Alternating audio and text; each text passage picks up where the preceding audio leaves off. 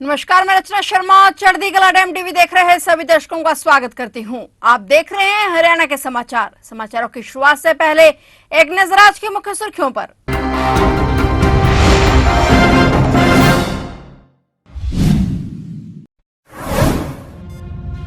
बिश्नोई को मनाने दिल्ली पहुंचे सीएम सैनी। भाजपा नेता बोले, मैं नाराज नहीं, हिसार से करूंगा प्रचार। कुलदीप बिश्नोई ने कांग्रेस पर किया कटाक्ष।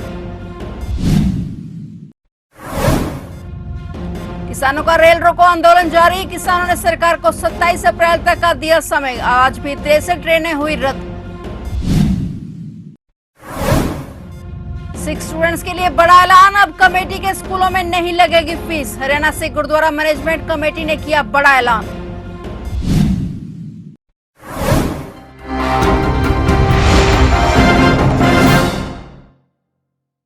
और अब समाचार विस्तार से।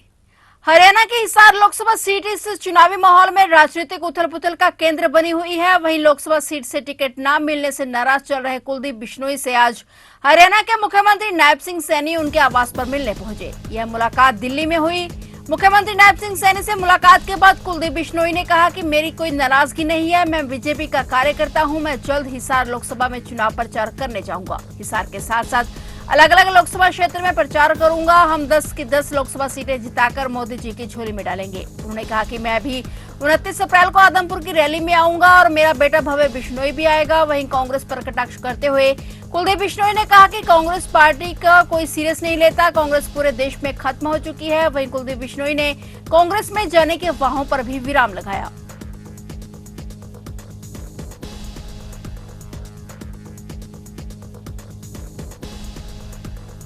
जेल में बंद किसानों की रिहाई की मांग को लेकर आज किसानों को रेलवे ट्रैक पर बैठे हुए कई दिन हो गए। इसके कारण रेलवे को काफी नुकसान पहुंच रहा है। न सिर्फ रेलवे बल्कि रेल में सफर करने वाले यात्रियों को भी अपनी मंजिल तक पहुंचने में काफी मुशक्कत करनी पड़ रही है। वहीं किसानों के जाम के चलते आज अम्बाला रेल मंडल से 1216 ट्रेनें प्रभावित हुई हैं, जिनमें से 552 ट्रेनों को कैंसिल किया गया और 553 ट्रेनों को दूसरे मार्ग में डाइवर्ट किया गया है। और वहीं 111 ट्रेनों में अल्पावधि शुरू होगी। और इस बीच परेशान लोगों ने सरकार से अपील की है कि जल्द से जल्द ये रास्ते खुलवाए जाएं।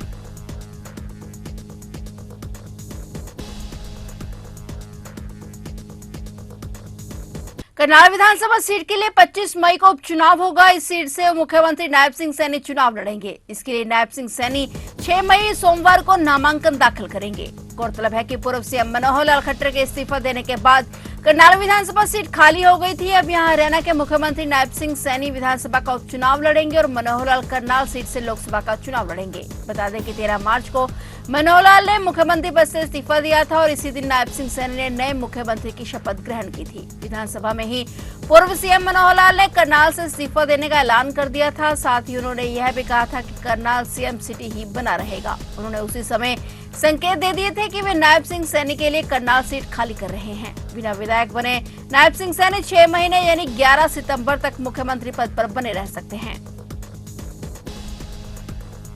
अनाज मंडी में बदइंतजामी का खमियाजा किसानों और आढ़तियों को भुगतना पड़ रहा है। अन्नदाता का पसीना अव्यवस्था के चलते बेकार साबित हो रहा है, लेकिन गेहूं का उठान नहीं हो पा रहा है, जिसके चलते रायपुर रानी की अनाज मंडी में किसानों और आढ़तियों में रोष देखने को मिला। मंडी एसोसिएशन के प्रधान प्रवीण गर्ग ने बताया कि समय पर उठान न होने के कारण गेहूं खराब हो रहा है। उन्होंने कहा कि एफएड के अधिकारी और कर्मचारी आंख बंद करके बैठे हुए हैं। ठेकेदार के खिलाफ कोई एक्शन नहीं हो रहा। ठेकेदार के पास माल उठाने के लिए पर्याप्त ट्रक नहीं है। उसका खमियाजा आढ़तियों और किसानों को उठाना पड़ रहा है। गेहूं बोरियों में भरा हुआ है मगर उठान नहीं हो रहा। ऊपर से मौसम भी खराब चल रहा है। ऐसे में यदि बारिश हो जाती है तो इसका नुकसान आढ़तियों को भुगतना पड़ेगा। आज समस्या लिफ्टिंग की चल रही है। 3-4 दिन से लिफ्टिंग बहुत लूज है। सारे का सारा माल मंडी में पड़ा। ऊपर से मौसम खराब होने वाला है, इसलिए हम तहसीलदार साहब बैठे अंदर मार्केट कमेटी ऑफिस के अंदर आए थे। यहाँ पे सेक्रेटरी साहब हमें मिले नहीं है, इसलिए तहसीलदार साहब आए हैं। उनके सामने मैंने अपनी समस्या रखी है। उन्होंने डीएम एफएड से बात की है, ट्रांसपोर्टर से बात की है। गाड़ियाँ यहाँ पे ट्रांसपोर्टर कह रहे 38 गाड़ियाँ चल रही हैं, लेकिन मौके पे यहाँ सिर्फ 9 गाड़ियाँ हैं, जिनके ड्राइवर भी नहीं है। कल रात की गाड़ियाँ लोड हुई खड़ी हैं, जो अब तक भी यहाँ से निकली नहीं। और आगे गाड़ियों में डीजल नहीं होता, और वो कहता है कि डीजल डलवाता है। कंडे पे जाकर गाड़ियाँ खड़ी हो जाती हैं डीजल की कमी के कारण। कभी कंडे वाला पर्ची नहीं निकालता। सारे आड़ती परेशान हो रहे हैं, किसानों की पेमेंट नहीं आ रही बिल्कुल भी। जब तक लिफ्टिंग नहीं होगी किसानों के खाते में पैसे नहीं जाएंगे। इसलिए हमारी प्रशासन से अनुरोध ये है कि जल्दी से जल्दी लिफ्टिंग कराई जाए ताकि किसानों के खाते में पैसे आए।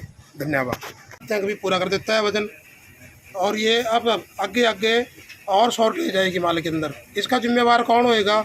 और मंडी में कणक चोरी हो जाती आड़ती होगी, उसका जिम्मेवार कौन है? हरियाणा से गुरुद्वारा मैनेजमेंट कमेटी ने बड़ा ऐलान किया है। यहां पढ़ने वाले छात्रों के लिए प्रबंधन कमेटी ने बड़ा ऐलान किया है। बता दें कि हरियाणा में कमेटी की तरफ से कॉलेज और 2 स्कूलों का संचालन किया जाता है। कमेटी के प्रधान ने आज ऐलान किया कि प्रबंधन की तरफ से संचालित स्कूल और कॉलेजों में पढ़ने वाले सिख अमृतधारी बच्चों से किसी भी तरह की फीस नहीं ली जाएगी। कमेटी पर स्टे लगाने के मामले पर प्रधान भूपेंद्र संध ने स्पष्ट करते हुए कहा कि स्टे एग्जीक्यूटिव कमेटी पर लगा हुआ है। मैं प्रधान हूं और मैंने बलजीत दादूवाल को धर्म प्रचार कमेटी का चेयरमैन बनाया है। बता दें कि हरियाणा और पंजाब में अलग अलग कमेटियां गुरुद्वारों का प्रबंधन देखती हैं और ये बड़ा फैसला हरियाणा से गुरुद्वारा मैनेजमेंट कमेटी द्वारा लिया गया है।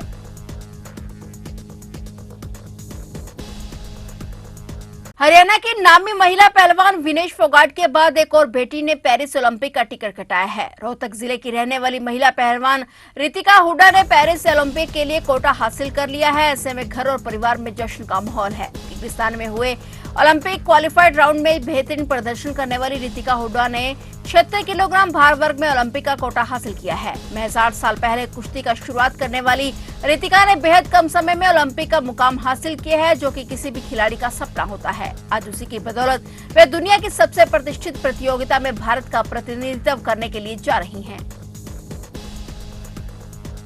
हरियाणा के परिवहन मंत्री असीम गोयल ने करनाल का दौरा किया। शहर में कई जगह पर उनके कार्यक्रम हुए। परिवहन मंत्री असीम गोयल का पहला कार्यक्रम भाजपा युवा मोर्चा के जिलाध्यक्ष शुभम गुप्ता के निवास पर हुआ, जहां पर फूल मालाओं के साथ जिलाध्यक्ष शुभम गुप्ता और अन्य भाजपा नेताओं ने परिवहन मंत्री का स्वागत किया। इस दौरान परिवहन मंत्री असीम गोयल ने कांग्रेस पर जमकर हमला किया और उन्होंने कांग्रेस के प्रत्याशियों की लिस्ट जारी न होने के सवाल पर कहा कि जो लिस्ट हुड्डा फाइनल करते हैं वो शैलजा को मंजूर नहीं और जो शैलजा फाइनल करती हैं वो हुड्डा को मंजूर नहीं। टिकट को लेकर कांग्रेसी आपस में भिड़े रहे हैं। हमारे लोकसभा के प्रत्याशी पूर्व में मुख्यमंत्री आदरणीय मनोहर लाल जी और हमारे प्रदेश के मुख्यमंत्री आदरणीय नायब सिंह सैनी जी दोनों करनाल से लोकसभा और विधानसभा के उम्मीदवार हैं। और आज शुभम जी हमारे जो है युवा मोर्चा के जिला के अध्यक्ष भी हैं और जो हमारी अग्रवाल युवा इकाई है उसके भी आप जिला के अध्यक्ष हैं। उस नाते आज मेरे लगभग 13-14 जगह पर लोगों से मिलने के ही पारिवारिक मिलन के कार्यक्रम हैं। इन चुनावों को लेकर माननीय मोदी जी, माननीय मनोहर जी, माननीय नायब जी की नीतियों से सबको अवगत कराना, भारतीय जनता पार्टी की नीतियों से अवगत कराना, वोट की अपील करना और एक पारिवारिक मिलन के आज जो है कार्यक्रम रखे। कांग्रेस द्वारा अब तक उम्मीदवारों की घोषणा नहीं की गई, किस तरह देखते हैं? क्या कुछ देखिए, कांग्रेस कभी ब्लॉकबस्टर मूवी की तरह होती थी।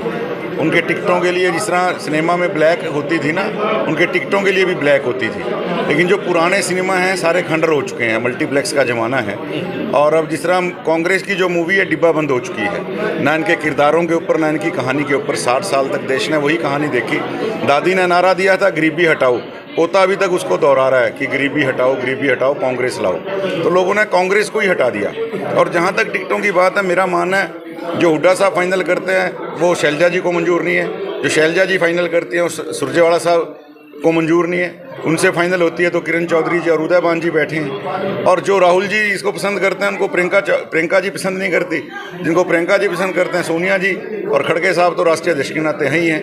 तो इनकी टिकट लेने वाला कोई नहीं है। आपस में इनके अंदर जो टिकट लेने के लिए तैयार हैं, इनमें आपस में इतना जूतम बेजार है, पब्लिक सब जानती है।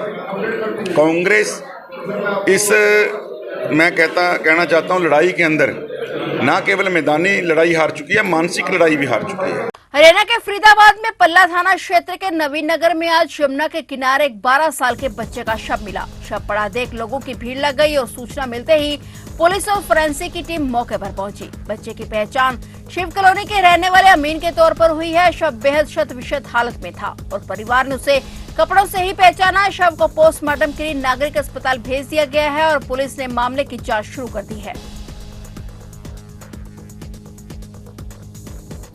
करनाल से भारतीय जनता पार्टी के स्वच्छता मिशन अभियान के अध्यक्ष सुभाष चंद्रा ने नीलोखेड़ी हलके के गांव-गांव में जाकर पीएम नरेंद्र मोदी के नेतृत्व में अब की बार 400 पार का नारा देते हुए युद्ध स्तर के लिए कार्यकर्ताओं की मीटिंग ली। सुभाष चंद्रा ने कहा कि भारतीय जनता पार्टी के 10 साल के कार्यकाल में हर वर्ग का विशेष ध्यान रखते हुए विकसित भारत की शुरुआत नरेंद्र मोदी के नेतृत्व में की गई। उन्होंने इस दौरान पूर्व मुख्यमंत्री मनोहर लाल खट्टर के लिए वोटिंग करने की भी अपील की।